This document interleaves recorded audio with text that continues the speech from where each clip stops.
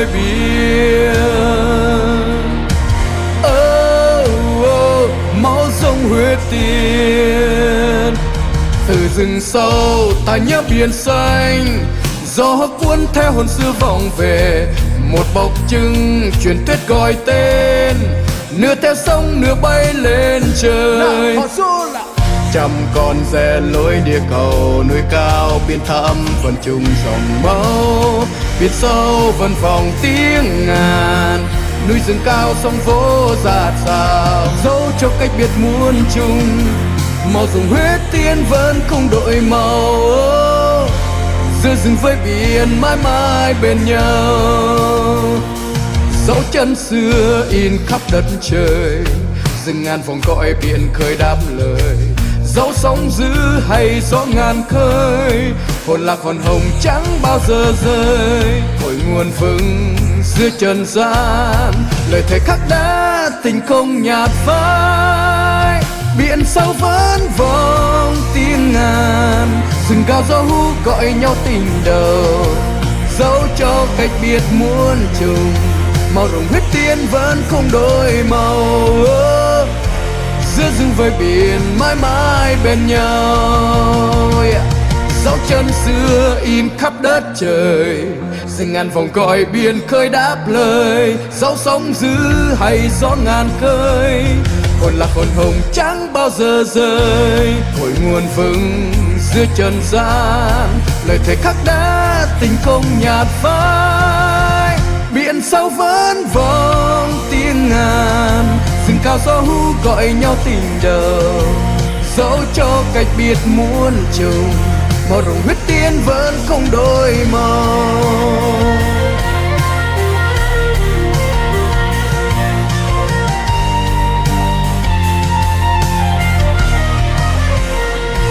Rừng dầu đứng giữa trời mây, vẫn nghe biển hát mỗi ngày ru em. Một dân tộc muôn phương cùng hướng, giữa rừng với biển chung một quê hương.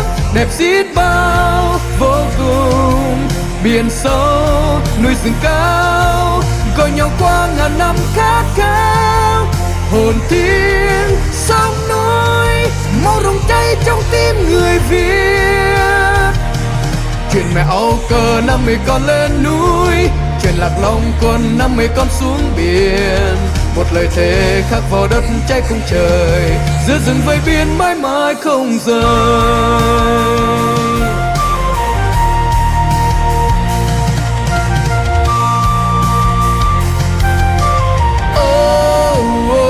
Giữa rừng với biển, máu sông huyết tiên. Từ rừng sâu ta nhớ biển xanh, gió cuốn theo hồn xưa vọng về. Một bọc trưng truyền thuyết gọi tên, nửa theo sông nửa bay lên trời. Trăm con rẽ lối địa cầu, núi cao biển thẳm vẫn chung dòng máu.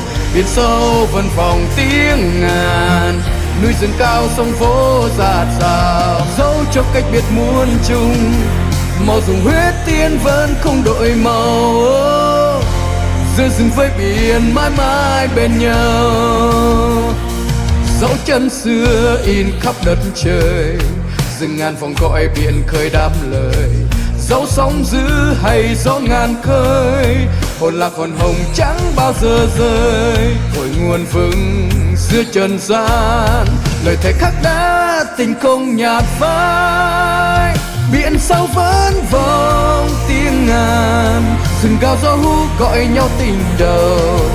Dẫu cho cách biệt muôn trùng, màu rồng huyết tiên vẫn không đổi màu. Giữa rừng với biển mãi mãi bên nhau. Dấu chân xưa in khắp đất trời, rừng ngàn vòng cõi biển khơi đáp lời. Dẫu sóng dữ hay gió ngàn khơi, hồn lạc hồn hồng chẳng bao giờ rơi. Cội nguồn vững giữa trần gian, lời thề khắc đá tình không nhạt phai. Biển sâu vẫn vòng tiếng ngàn, rừng cao gió hú gọi nhau tình đầu. Dẫu cho cách biệt muôn trùng, màu rồng huyết tiên vẫn không đổi màu.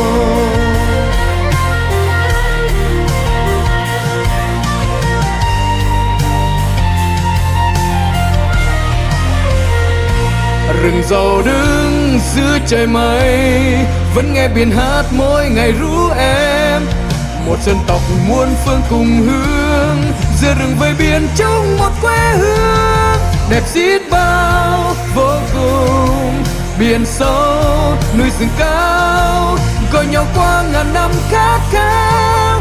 Hồn thiên sông núi, máu rồng cháy trong tim người Việt. Chuyện mẹ Âu Cơ năm mươi con lên núi, chuyện Lạc Long Quân năm mươi con xuống biển. Một lời thề khắc vào đất cháy cùng trời, giữa rừng với biển mãi mãi không rời. Giữa rừng với biển mãi mãi không rời, giữa rừng với biển mãi mãi không rời.